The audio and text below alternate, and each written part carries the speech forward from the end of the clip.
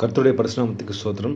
நிறைய கிறிஸ்தவர்கள் நீங்க பார்த்தீங்கன்னா, கிறிஸ்துவ நம்ம சொந்த இரட்சகரா ஏற்றுக்கொண்டிருப்போம். அவர்தான் மெய்யான தேவன். இந்த உலகத்துல பாவிகளை ரட்சிக்க இயேசு கிறிஸ்து வந்தார்.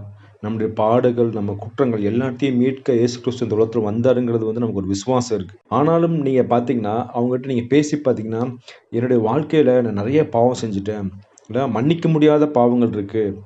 மத்தவங்க காதுகள் கேட்கக்கூடாத அளவுக்கு நான் பாவியா இருக்கேன். அப்படின்னு சொல்லிட்டு, அவங்க வாழ்க்கையில ஒரு சந்தோஷம் இருக்காது, ஒரு சமாதானம் இருக்கும். எப்பொழுதுமே பார்த்தீங்கன்னா, அந்த பாவத்த குறித்தே அவங்க யோசிச்சிட்டே இருப்பாங்க. ஐயோ! நான் இப்படி பண்ணிட்டேனே! நான் இப்படி பண்ணிட்டேனே! எனக்கு மன்னிப்பு கிடைக்குமா? நான்லாம் தேவனோடு நித்திய நித்தியமா வாழுவேனா? எனக்கு கண்டிப்பா நரகம் தான் அப்படின்னு சொல்லிட்டு, தங்களை தாங்களே குற்றப்படுத்திக் கொண்டே இருப்பாங்க. அவங்க செய்தது பாவம்னு அவங்களுக்கு தெரியும். இருந்தாலும் அவங்களுக்கு நம்ம இயேசு கிறிஸ்துவ மேல ஒரு அவநம்பிக்கை. ஏசப்பானால என் பாவத்தை எல்லாம் மன்னிக்க முடியுமா? என் மீறுதலெல்லாம் மன்னிக்க முடியுமா? நான் இவ்ளோ பாவியா இருக்கனே!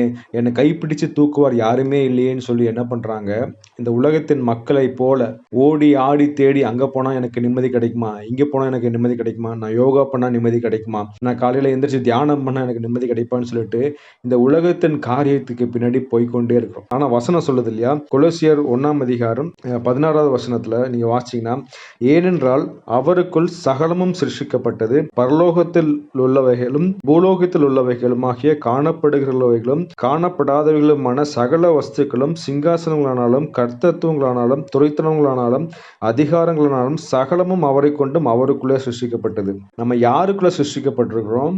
அவருக்குள்ள. அதாவது நம்ம யாருக்காக சிருஷ்டிக்கப்பட்டிருக்கோம்? தேவனுக்காக சிருஷ்டிக்கப்பட்டிருக்கோம். நம்ம படைத்த தேவனுக்கு தெரியாதா? நம்ம பாவின்னு கண்டிப்பா அவருக்கு தெரியும். நம்ம சொந்தமா பாவத்தை விட்டு வெளிய வர முடியாதுன்னு அவருக்கு கண்டிப்பா தெரியும். அதனால தான் என்ன பண்றாரு? அவர் இந்த உலகத்துக்கு வர்றார். உலகத்திற்கு என் பையன், என் பிள்ளை பாவத்துல இருக்கிறான். அவன நான் கைப்பிடிச்சு தூக்குவேன். அவன மறுபடியும் பாவத்துல விழாதபடி நான் ஆவியானவர் அவன் கூட கொடுத்து, அவன என்னை பின்பற்றதுக்காகவும், என் கூட நித்தியமா இருக்கிறதுக்காக இந்த உலகத்துல நான் வந்திருக்கிறேன். அப்படின்னு சொல்லி அந்த உண்மையை நம்ம வேதத்தின் மூலியமா சொல்லிக்கொண்டே இருக்கிறாங்க. நிறைய சாட்சிகள் கேட்கிறோம் இல்லையா? நான் இந்த மாதிரி பாவம் செஞ்சேன். ஆனாலும் தேவனிடத்துல நான் ஒப்புரவானேன். ஆட்டோமேட்டிக்கா என் தேவன் என் பாவத்தை எல்லாம் நீக்கிட்டாருங்கிற அந்த ஒரு நிச்சயம் அவனுக்கு வந்திருக்கு. சாத்தான் என்ன பண்றான்னா, நம்மள நீ செஞ்சது பாவம். உனக்கு ஒரு மன்னிப்பே கிடையாது.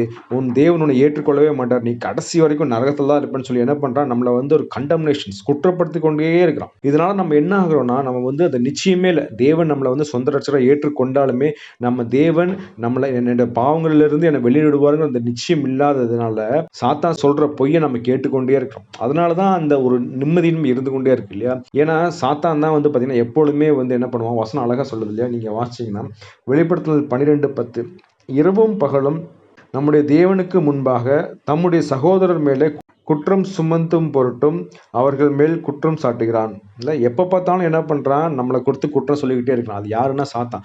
உங்களுக்கு பின்னாடி யாராவது நீ செஞ்சது பாவம், உனக்கு மீட்பில்லை, உனக்கு ரட்சிப்பில்லைன்னு யார் சொல்கிறாரோ அது சாத்தான் தான். ஆனால் இயேசு கிறிஸ்து நீங்கள் பாருங்களேன், அவர் நீங்கள் வசனம் வாசிச்சிங்கன்னா எபிரேயர் 6:25 மேலும் தமது மூலமாய் தேவனிடத்தில் சேர்கிறவர்களுக்காக வேண்டுதல் செய்யும்படிக்கு அவர் எப்பொழுதும் உயிரோடு இருக்கிறார். ஆகையால் அவர்கள் முற்றும் ரட்சிக்க வல்லவராக இருக்கிறார்.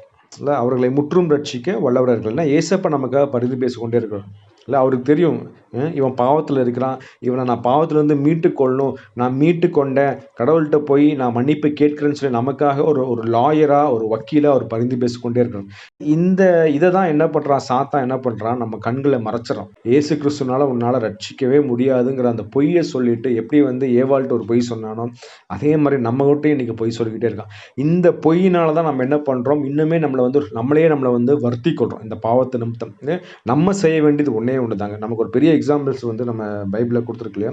நீங்கள் லூக்கா 7:37-38 வாசிங்கன்னா, பரிசேயன் வீட்டில் இயேசு கிறிஸ்து வந்திருப்பார். அந்த இடத்துல ஒரு அநேக பாவம், என்ன பாவம் நமக்கு தெரியல, அநேகம் பாவம் செய்த ஸ்திரீ வந்திருப்பாங்க. அவங்க என்ன பண்ணுவாங்க? தன்னுடைய கண்ணீர்களால் இயேசு கிறிஸ்துவோட காலை நினைத்து அவங்களோட தலைமுடியினால துடைத்து விட்டு கொண்டே இருப்பாங்க. அதுதான் கடவுள் கேட்கிறார். உன்னுடைய பாவங்களை நீ உணர்ந்து கொள், என் பாதத்துல ஊற்றி விடு, நான் உன் பாவத்தை மன்னிச்சிடுறேன். ஒண்ணு மட்டும் போதும். அதை நீங்க செஞ்சிட்டோம்னா, நம்ம செஞ்சிட்டோம்னா, நம்முடைய பாவத்தை உணர்ந்து அவருடைய பாதத்துல மனம் கசிந்து நம்ம சொல்லிட்டோம்னா அந்த பாவத்தை அவர் நீக்கிடுவாருங்க. இல்லை, அழகா நீங்க வசனம் பார்த்தீங்கன்னா, லூக்கா 7:47 நீங்க பார்த்தீங்கன்னா, இவள் செய்த அநேக பாவங்கள் மன்னிக்கப்பட்டது. அவ்வளவுதான், ஒரே ஸ்டேட்மெண்ட். கடவுள் பார்க்கிறார், நம்ம இருதயத்தை பார்க்கிறார். உண்மையா இந்த மகனோ இந்த மகளோ தன் பாவத்தை அறிக்கையிடுறாளா, மனம் மனம் கசுத்து அழுறாளா அப்படின்னு சொல்லி அவர் பார்க்கும்போது அந்த பாவத்தெல்லாம் ஈஸியா கடவுள் மன்னிச்சிறார். அதனால இன்னைக்கு வந்து நம்ம அந்த சோர்வான முகத்துல நம்ம இருக்கவே வேண்டாம். நம்மளே நம்ம குற்றப்படுத்திக்கவே தேவையில்ல. இந்த பாவத்தெல்லாம் மன்னிப்பாரா? மன்னிக்க முடியுமா? அப்படின்னு சொல்லி நம்ம கடவுள வந்து நம்ம வந்து டவுட் பண்ணாம, சாத்தான் சொல்ற பொய்ய நம்பாம, கடவுள் என் பாவத்தை மீட்க வல்லவரா இருக்காரு. அதற்காக தான் தன் உயிரை கொடுத்தார். அவர் உயிர்த்தெழுதல் மூலியமா, அவர் ரத்தத்தின் மூலியமா என் பாவங்கள் எல்லாம் நீக்கப்பட்டுச்சு. என் பாவங்கள் எப்படின்னா கிழக்குக்கும் மேற்கும் எவ்வளவு தூரமோ அவ்வளவு தூரமா தூக்கி போட்டார். அவர் பாவத்தை பார்க்காத சுத்த கண்ணர் அப்படின்னு நமக்கு ஒரு நிச்சயம் இருந்துன்னு வச்சுக்கங்களேன், நம்ம வாழ்க்கையில எப்பொழுதும் சந்தோஷம், சமாதானம் தாங்க இருக்கும். கர்த்தர் தாமே இந்த வசனத்தை ஆசீர்வதிப்பாராக. ஆமென்.